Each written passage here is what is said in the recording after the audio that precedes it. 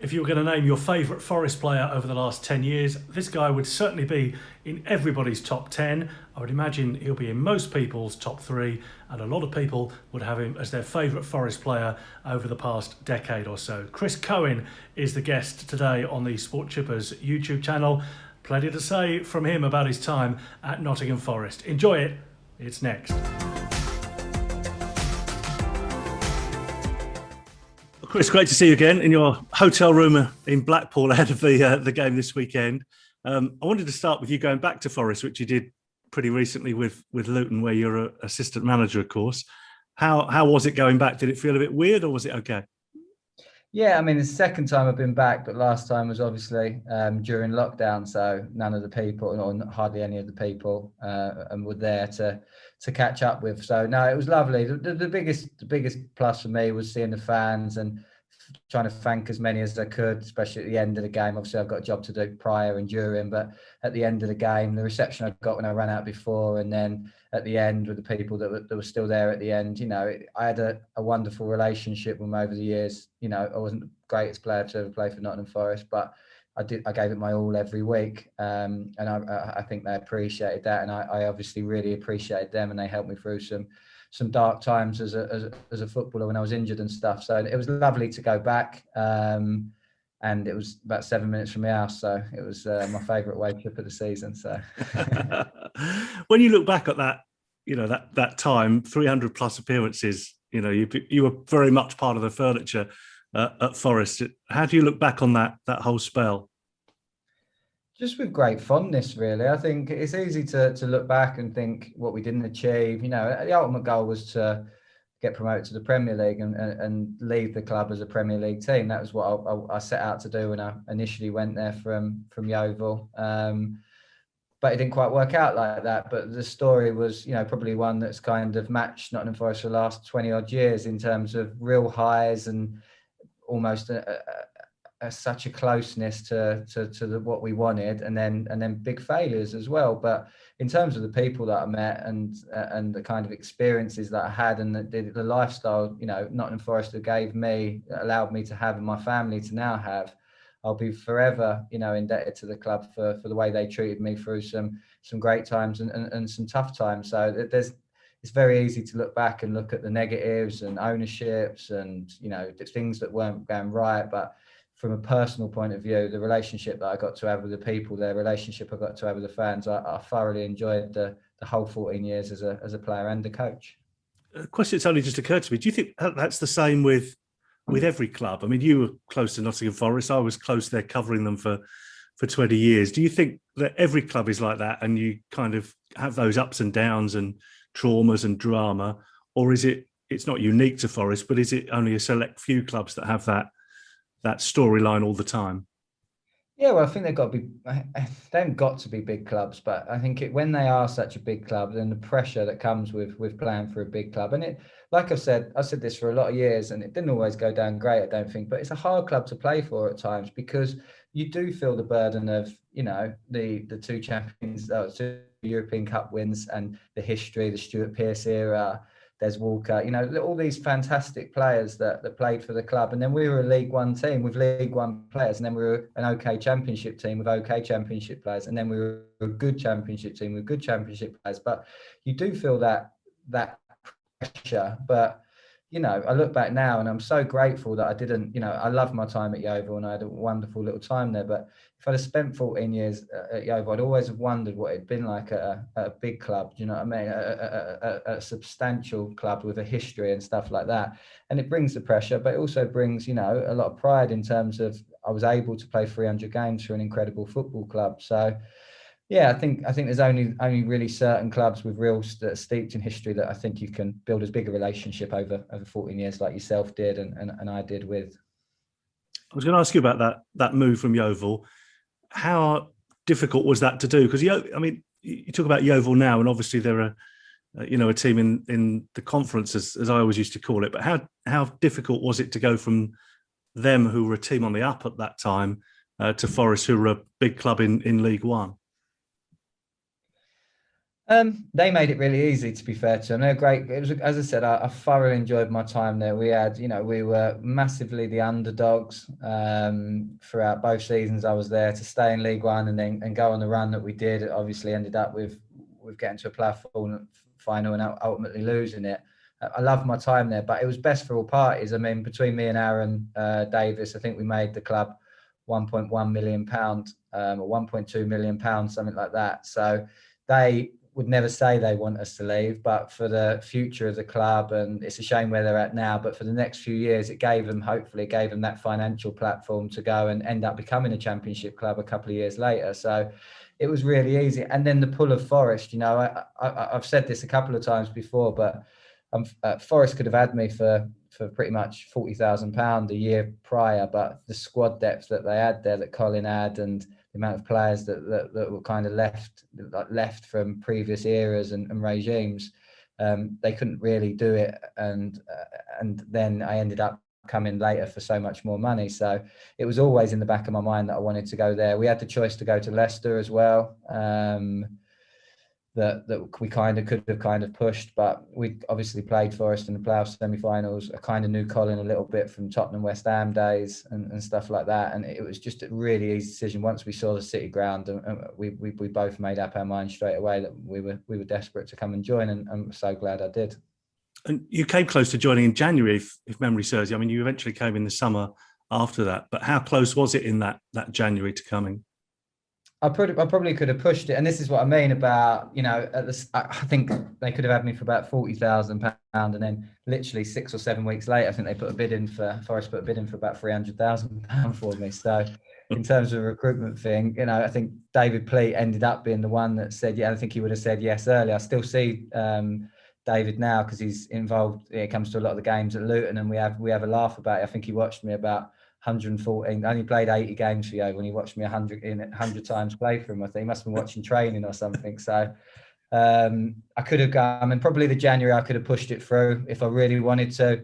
But I spoke to a lot of people, and I was loving my football at that time, and I thought, what's for you won't go by you. I hoped that Forest would come back in, but as I said, I loved my time, and I felt they showed me a loyalty by signing me on loan and then permanently, that I felt kind of a loyalty towards them to make sure I tried to finish the job. Unfortunately, we didn't quite get over the line, but we had a wonderful season. So in terms of the way it worked out, I was so glad that I had the last season there, and then I got to come and join Forest. And was it always the plan that you and Aaron Davis would come as a package, if you like? No, well, I think we laugh about it now, and hopefully I can talk about it now, because it was a joint package. But I think my sell-on fee from West Ham was a lot more than Aaron's was from Yeovil. So I think being a joint deal, Yeovil ended up getting a lot more money out of it by us going together than if we'd have gone obviously separately to different clubs. And again, it made it really easy. I think the interest in Aaron wasn't as long as it was in me in terms of could have happened the year before, but he had a fantastic season that season. Obviously culminated with him ripping it up at the City ground that night when Yeovil went there and beat Forest. And we ended up going together, and we were delighted. We were best mates. We were gymming together every day down there. We were doing all our social stuff together. Then we got to go and join a massive football club together. So it made that transition to a big club really, really easy for both of us, I think. How close did it come to going to Leicester? I've spoken to Aaron about it probably a year or so ago, and he was chatting about, there was the possibility it was a late call to go to Forest. When you driving up to Leicester or something, and the call came to go to Forest? Yeah, I think Aaron might have been doing that one, and then I think it was close for both. I think it was the same thing that we put out. I think Yeovil must have been touting us both about, to be honest with you, because there's no way that both recruitments from Leicester and Forest identified me and Aaron as the two players that they wanted, and how lucky is that they both play for the same team. So I think Yeovil must have been pushing our names about. But yeah, I think it was pretty close. But as I said, to be honest, the only one that I really wanted to go to at that time was Forest, because again, I kind of knew Colin.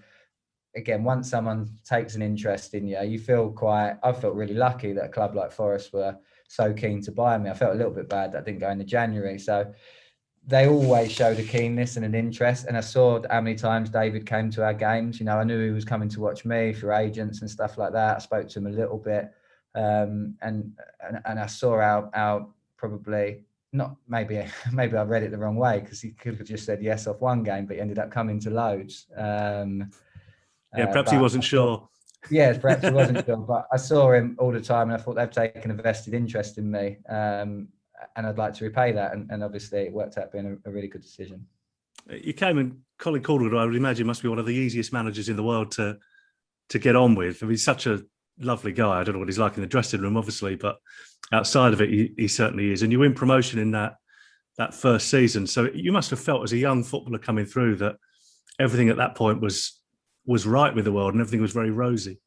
You just assume it's going to carry on. So I literally, I played a little bit at West Ham and stuff like that. I was involved very, very infrequently, but in a playoff run that ended in defeat against Preston. I played a little bit at the start of the next season that ended in a playoff defeat against Crystal Palace. The next year I played in a few games, but nothing to give me a medal or anything like I deserve to be part of that squad. But we ended up winning at Cardiff against Preston. The next year I stayed up with Yeovil, so it was a real success because we were struggling. Then we go to the playoff final again and lose. Next year I win a promotion with Forest, which was amazing. And I just assumed I was going to be, you know, it was just my path was going towards the Premier League, and I was going to win some medals and kind of have this luxury career, I suppose.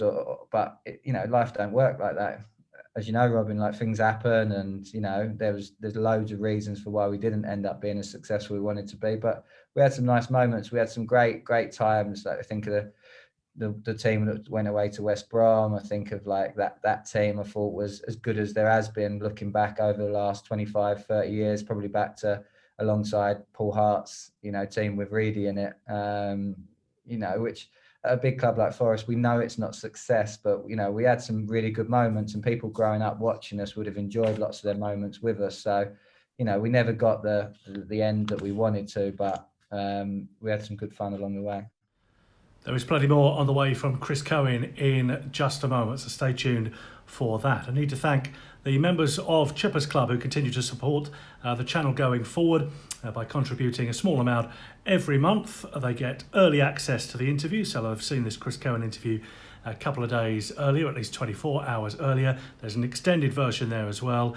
They can get involved with live Q&As every month as well, and get my thanks on a video as well. So thank you to those who've become either bronze, silver or gold members of Chippers Club. I need to thank my gold members this week, and they are Philip Sheldon, Chris Annable, Paul Harrison, Christian Tonnies, Perry, James Sorden, Thomas Newton and Mark German. Thank you for that continued support. If you want to get involved and become a member of Chippers Club, then I'll pop a link in the description below, and it is, as they say, as cheap as Chippers to join. Sorry about that. Let's get back to Chris Cohen. He played under 17 managers, or there were 17 managerial appointments, because some of them obviously did it more than once. I mean, how do you, as a player, how do you get your head around that? Or did it just become, you know, every 6 months that it changes and we just get on with it? Yeah, I was just glad they never realised that I was the common denominator, Robin. I've got to be honest. I just tried to stay out of the way. No, it wasn't perfect. I think maybe take out Sean O'Driscoll. You know, that one came completely out of the blue, where we were like, oh my God, we just kind of felt like we were getting something together. But apart from that, if you look back, I don't know, you tell me, what was the shock one? Like, as much as it's been 17, what was the one where you thought, why have you done that now? Like, Sean was the big one for us as playing group. But lots of the times, you know, especially when you're inside the building, you see in the day-to-day, and a lot of these were good managers, but found it hard working for certain owners or chief execs or whatever. But there wasn't that often where I thought, no, you're wrong to sack this person. That's the weirdest thing. That's where I really struggled with it, because you don't want 17 managers in 11 years or whatever it was. But my point with it was always that nobody had the chance to, if there was a sticky run, 6 or 8 games without a win, no manager really had the chance to come through the other side of that, if you see what I mean. And they never had that opportunity to struggle and then come through. They were always sacked once they started struggling. Do you see what I mean?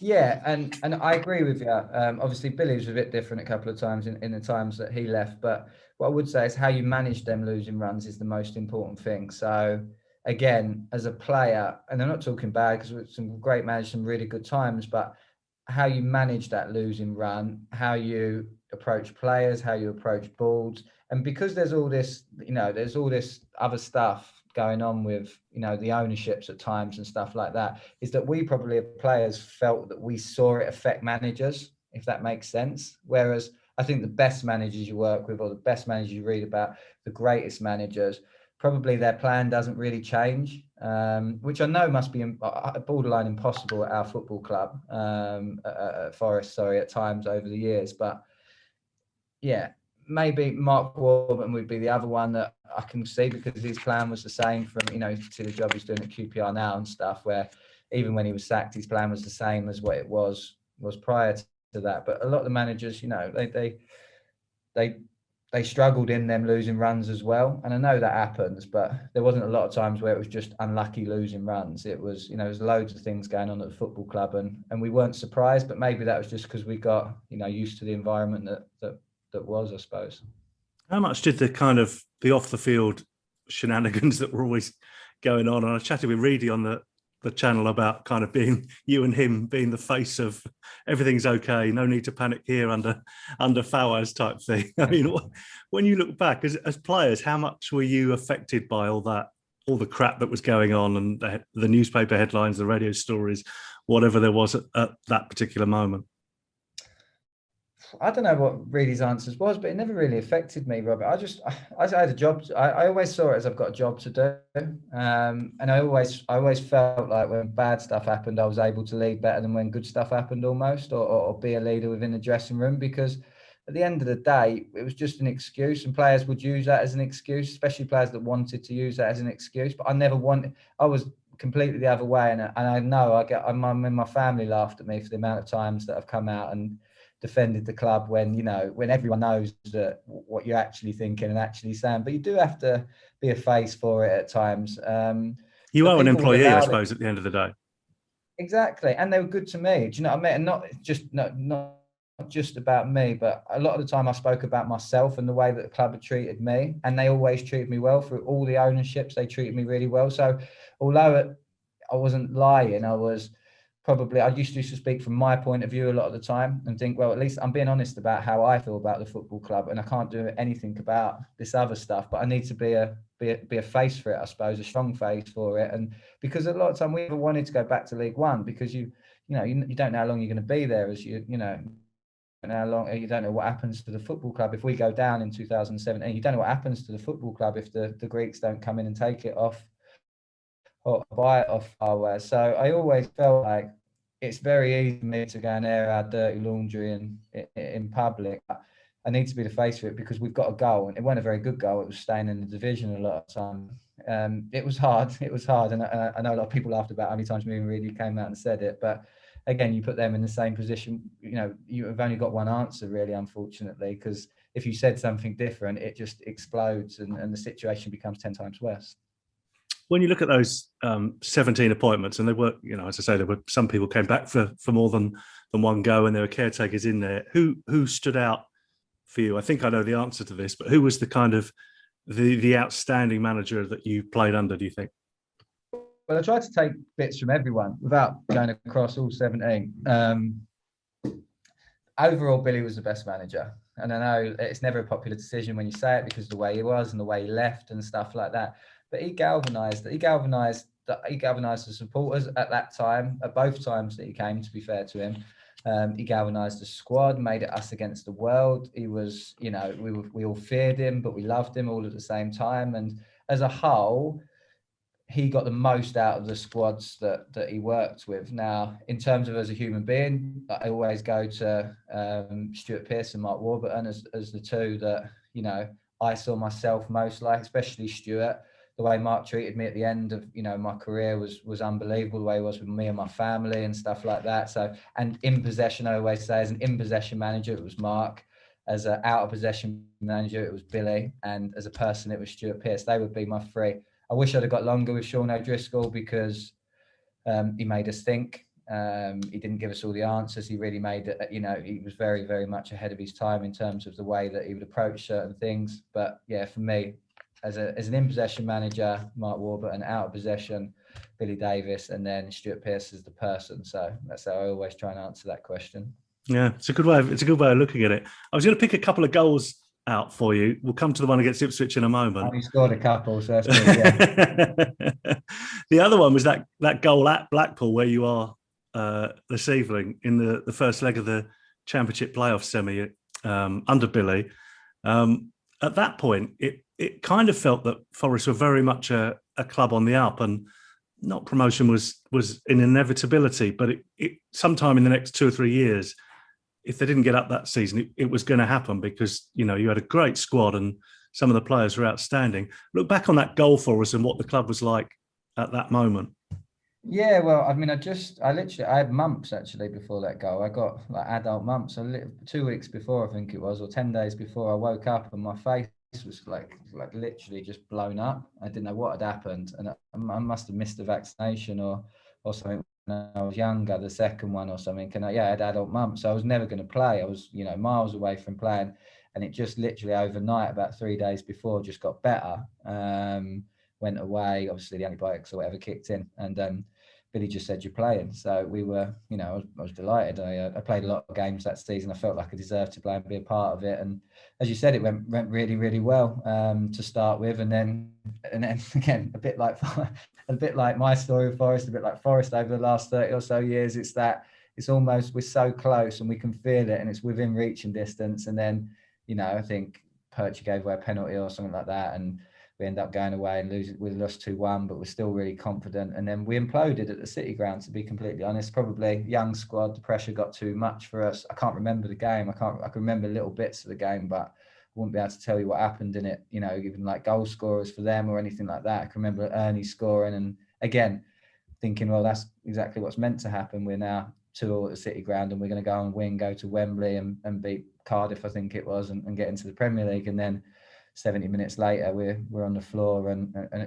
can't believe what's happened. So that season was brilliant. I mean, we gave the fans some really special memories. I think away at West Brom, I saw them go away on the telly the other week, and that was an amazing occasion where the club was united, and it felt like we all had this one goal, and club supporters, owners were all striving towards it. Unfortunately, we didn't quite make it, but it wasn't for a lack of effort. Nigel was a brilliant human being who owned the football club. Could he have invested more in that January? 100%. If we'd have got Nicky Shaw, which is amazing when you're talking about a left back, we feel like we had a balance to our team that could get promoted, but it wasn't meant to be. But that 2 years, that 2-3 years was, it was great to play for, and even the next year to get into the playoffs again after just missing out shows how well a job Billy done to recruit and make us not better, but make us different, but able to compete at a really tough level. The other goal I was going to talk about was obviously the Ipswich goal that helped keep Forest in the Championship. After everything you've been through with those injuries, I can't imagine what you felt when that ball hits the net. No, and I knew, and I don't know how I knew, Robin, but I knew the day before. I said to my wife, I said, I'm going to score tomorrow, and she looked at me and laughed like she normally did, because I didn't score. I've scored 20 odd goals for Forest in 300 games, or not even that. I think 18 goals in 300 games or something like that. So for me to come out and say that, it wasn't something I'd done every week and then felt miserably. I never said that. And then I saw Luke Chambers before, and he said, "Oh, you look like you're in good. You look like you're in good shape." And I said, "I'll show you when I score. I'll take my top off," like mucking about with him before the game. And I genuinely knew I was going to score, and I had no idea why. It was big deflection, which people still laugh about. And he scored deflected goals, apart from the Blackpool one.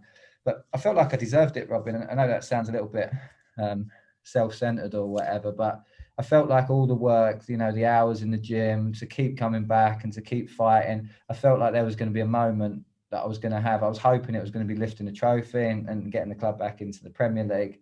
It ended up being, not the day that I wanted it to be on, but ended up being an incredible moment. It's still as loud, and you was there, weren't you? Yeah. It's still as loud a reaction to a goal as I've ever heard. And maybe, again, that's me being self-centered, but it felt like the whole place completely. The other reaction I'd heard like that was when Stuart Pearce walked out, because I felt like, not because I scored it, but we realised then that we were safe again, and it was just an incredible moment. The other times we'd survived, been away from home, I think, and things like that, and it hadn't been as big as we need to beat Blackburn's results. So I think the relief that just came out of the ground when I scored, and then Brick went and scored again, it's as loud as I've heard the City ground ever.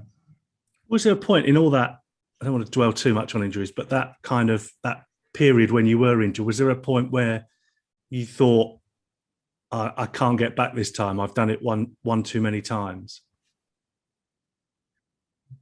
No, the day after, always. The day that I'd done it. So I actually, on the third one, I was meant to have a drugs test, which was ironic because the first time I'd done it at the City ground, it was against Derby. I'd done my knee, and then I got drugs tested when I went in. I went in and done the drugs test, even though I knew I'd just, sustained a really bad injury. And then the third time I'd done it, it was exactly the same. It was against Derby. I done my knee, and they wanted me to drug, and I said no. I walked out. I said I'm done anyway. I'm retired. I'm not. I can't do it again. And I give myself 24 hours. I still say it to players now: give yourself a day, give yourself 2 days, just to feel sorry for yourself and feel like the whole world's against you. And then you just got to get up and fight. There's I had the best job in the world. I say it all the time, not the easiest job in the world, but playing football is the best job in the world. I'm literally living millions of little boys' dreams. And I was always going to fight as much as I could every single day for special moments. And I was lucky enough to have one. And people still talk to me about that Ipswich goal, which I like looking at the future. I don't like thinking about the past too much, but it is lovely when people come and say I was there that day and stuff like that. And again, I always reiterate, in the club's history, it will mean nothing compared to what other great players have achieved. But at that moment, it was really, really important, and it had all my family there. It was a great day for us. Great day for us. The other thing I was going to ask was whether you came close. I guess probably most likely around that Billy first time, whether you came close to leaving and joining a Premier League club, because you were a player at the top of the Championship with a club that was towards the top of the Championship, playing fantastic stuff. Did you ever have the opportunity, a sniff to move into the big league? Probably. I really used to tell my agent not to tell me.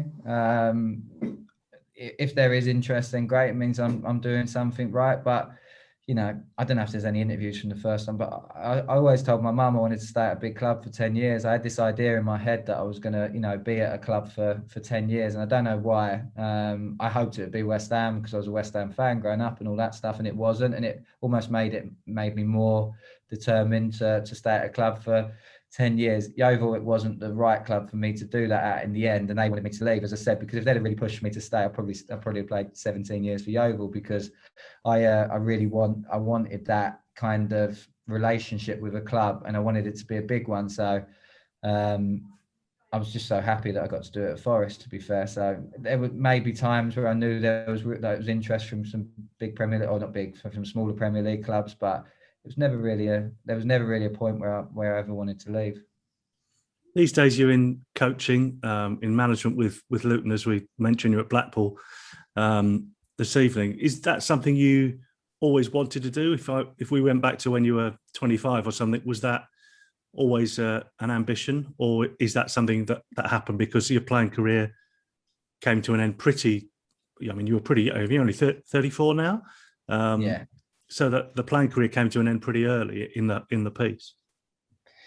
Not really. I kind of always knew, it might be, and the way I conducted myself. I know, people have said, I got a job at Forest because I've been there for a long time, but lots of players are at clubs for a long time, or for periods of time towards the end of the career, and don't get a job. I think I conducted myself in the right way, 99% of the time. But to be honest, until the end of the last one, until I was with Mark, I hadn't done any of my badges. I hadn't thought about the future, because in my mind, if I thought about the future, it was me giving up. So as I said, I used to try and drive in, put a good song on, a good motivational song on in my 6-minute drive to work, and concentrate on that day and that day only, and the future would take care of itself. And I think Jimmy Gilligan used to say the same thing to me. If he didn't coach, he'd do something else. And I've ended up falling into coaching. I absolutely love it. But if I didn't, I'd work hard at something else, Robin. I'd go and be a taxi driver and work really hard at being that. I was never I do worry about the future, but I was never worried about whether it'll be a successful one because I just concentrated on the now.